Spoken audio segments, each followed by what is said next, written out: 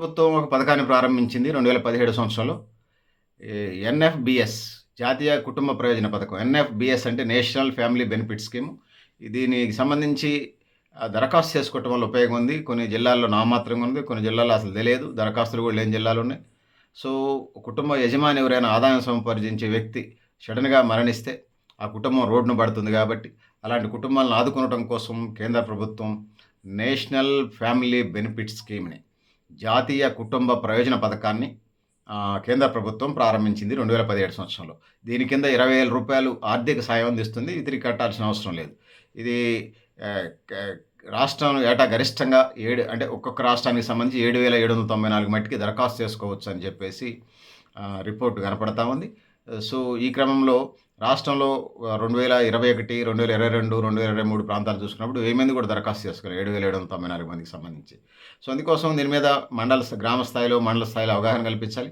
పట్టణాల్లో, వార్డులల్లో, కార్పొరేషన్‌లో, డివిజన్‌లలో ఆ విధంగా దీని మీద అవగాహన కల్పించాలి, చైతన్యపరచాలి. ఆ విధంగా ముందుకు తీసుకుపోవాలి.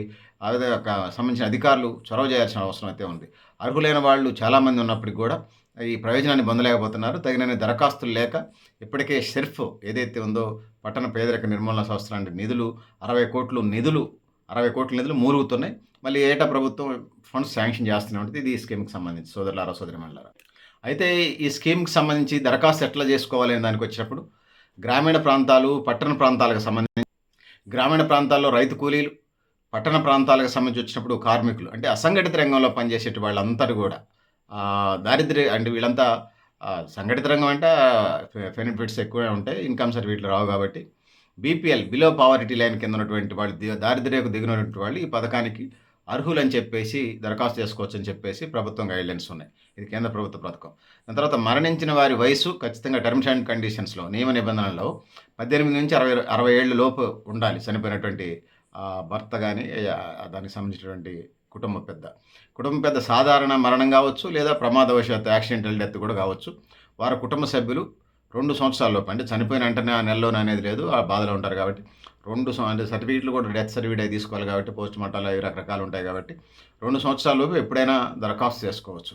ఇక దీనికి సంబంధించి ఏమేమి జతపరచాలి అనే దానికి వచ్చినప్పుడు డెత్ సర్టిఫికేట్ అంటే మరణ ధృవీకరణ పత్రం, క్యాస్ట్ సర్టిఫికేట్ అంటే కుల ధృవీకరణ పత్రం, అదేవిధంగా ఆధార్ కార్డు జిరాక్స్‌లు, ఆహార భద్రత కార్డులు అంటే ఒరిజినల్ ఆన్‌లైన్ అయితే అవన్నీ ఒరిజినల్స్ కావాలి.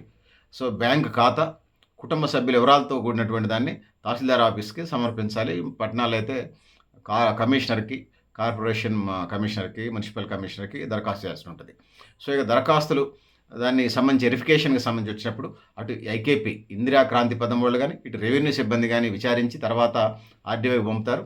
ఆర్‌డీఓ ఓకే చేసి నిధులు విడుదల చేయాలని చెప్పేసి సెర్ఫ్ పట్టణ పేదరిక నిర్మూలన చీఫ్ చీఫ్ ఎడ్యు చీఫ్ ఎగ్జిక్యూటివ్ ఆఫీసర్‌కి పంపుతారు. సో, సీఈఓ అనుమతితోని వాళ్ళకి అర్హులకి ఎప్పటికే అన్నీ ఉంటాయి కాబట్టి బ్యాంక్ అకౌంట్ కూడా ఉంటుంది కాబట్టి మధ్యవర్తులు, దళారులు లేకుండా లబ్ధిదారు ఖాతాల్లోనే 20,000 పడితే దీనికి మళ్ళీ తిరిగి కట్టాల్సింది లేదు. మాఫీ ఇది పూర్తిగా వాళ్ళ ఆర్థిక భరోసాకు సంబంధించింది. కేంద్ర ప్రభుత్వం పెట్టినటువంటి నంబర్ 1 స్కీమ్‌గా నేను తెలియజేసుకుంటా ఉన్నాను. ఈ కొన్ని జిల్లాలకు సంబంధించి ఒక దరఖాస్తు కూడా రానటువంటి పరిస్థితి ఉంది. తెలియక దరఖాస్తు చేయలేదు. తెలిస్తే ఎందుకు చేయరు? తెలియక దరఖాస్తు చేయలేదు. లబ్ధిదారులు ఆ విధంగా ఉన్నారు అనేది తెలియజేసుకుంటున్నాను. ఎందుకంటే ఇయాల రేపు తాగి భర్తలు చనిపోతున్నారు, యాక్సిడెంటల్ డెత్స్ జరుగుతూనే ఉన్నాయి. క్రైమ్ రేటు మనకి పోలీస్ స్టేషన్‌లో చూసినప్పుడు దొరుకుతూ ఉంటది. సో, ఉమ్మడి నల్గొండ జిల్లాని మనం తీసుకున్నప్పుడు 8 సంవత్సరాల్లో 6,000 దరఖాస్తులే వచ్చినాయి. ఇక మహబూబ్ నగర్, హైదరాబాదు, జనగామ, కామారెడ్డిలో కొద్దిగా ఎక్కువ దరఖాస్తులు వచ్చినట్టుగా మనకి కనపడతా ఉంది. ఇక వరంగల్లు, రంగారెడ్డి, నాగర్ కర్నూలు, కొమరంభీం, ఆసిఫాబాదు, భద్రాద్రి కొత్తగూడెం జిల్లా, మహబాదు 2024 జనవరి నుంచి 2025 ఆగస్టు వరకు కూడా ఒక దరఖాస్తు రాలేదంటే ఇక అర్థం చేసుకోండి ఆ స్కీమ్ తెలియదు. సిరిసిల్ల జిల్లాలో 12 దరఖాస్తులే వచ్చినాయట. మిగతా జిల్లాల్లో నామమాత్రంగా వచ్చినాయి. సో, అర్హులందరూ అప్లై చేసుకోవాలి. సో, మండలాల్లో ఉన్నటువంటి హెల్ప్ డెస్క్‌లు పెట్టాలి. మండల హెడ్ క్వార్టర్స్‌లో అంటే ఎంఆర్ఓ ఆఫీస్, ఎండీఓ ఆఫీస్‌లో తహసీల్దార్లు అంటున్నారు కదా ఎంఆర్ఓలని. ఇట్లా తహసీల్దార్ ఆఫీసు, ఎంపీడీఓ ఆఫీస్‌లో హెల్ప్ డెస్క్‌లు పెట్టి మండల కేంద్రాల్లో పెట్టాలి. పట్టణాల్లో మున్సిపల్ కార్పొరేషన్ ఒకళ్ళని పెట్టి దరఖాస్తులు తీసుకునే విభాగం లేకపోతే ఒకళ్ళకి ఎవరికన్నా పని తక్కువ ఉన్న వాళ్ళకి అది అలాట్మెంట్ చేస్తే కంటిన్యూషన్ ఉంటుంది. ఇదే తరహాలో ప్రత్యేక తహసీల్దార్, ఎంపీడీఓల కార్యాలయాలు దరఖాస్తుల స్వీకరణ కూడా ఏర్పాటు చేయాలి. ఆఫ్‌లైన్, ఆన్‌లైన్ చేస్తే ఇంకా మంచిది. రాష్ట్రంలో లబ్ధిదారులు సో 2019, 20 సంవత్సరానికి వచ్చినప్పుడు 851 మందే తీసుకున్నారు. దరఖాస్తు చేస్తే 1,70,00,000 ఫండ్ రిలీజ్ అయింది. 2020, 2021 సంవత్సరానికి సంబంధించి వచ్చినప్పుడు 824 మంది దరఖాస్తు చేసుకుంటే 1,64,00,000 శాంక్షన్ చేసింది ఈ సెర్ఫ్ వాళ్ళు నిధులు. 2021, 2022కి సంబంధించి వచ్చినప్పుడు 851 మంది దరఖాస్తు చేసుకుంటే 1,70,00,000 మంది రిలీజ్ చేశారు. 2023, 2024 ప్రస్తుతం 2025 నడుస్తుంది. ఇది కూడా నామాత్రంగానే ఉంది. సో ఏదైతే ఉన్నదో ఈ స్కీమ్‌కి సంబంధించి scheme ఎన్ఎఫ్బిఎస్ national family benefit scheme ఇది. జాతీయ కుటుంబ ప్రయోజన పథకం. దీన్ని అందరూ వినియోగించుకోవాల్సిన అవసరం అయితే ఉన్నదని తెలియజేసుకుంటూ, సో పెద్దలారా, మిత్రులారా, ఖచ్చితంగా కమలా పువ్వే కదా! బీజేపీ వాళ్ళు, ఎన్డీఏ వాళ్ళు ఏం చేస్తా ఉన్నారు, సెంట్రల్ గవర్నమెంట్ పథకాలు ఎలాంటి, ముఖ్యంగా భర్త చనిపోయి కష్టాల్లో ఉండి ఇబ్బందులు పడుతున్నటువంటి ఆడబిడ్డలకి చూడాల్సినటువంటి బీజేపీ పార్టీ కానీ వాళ్ళకి రాజకీయాలే సరిపోతున్నాయి బీజేపీ వాళ్ళకి.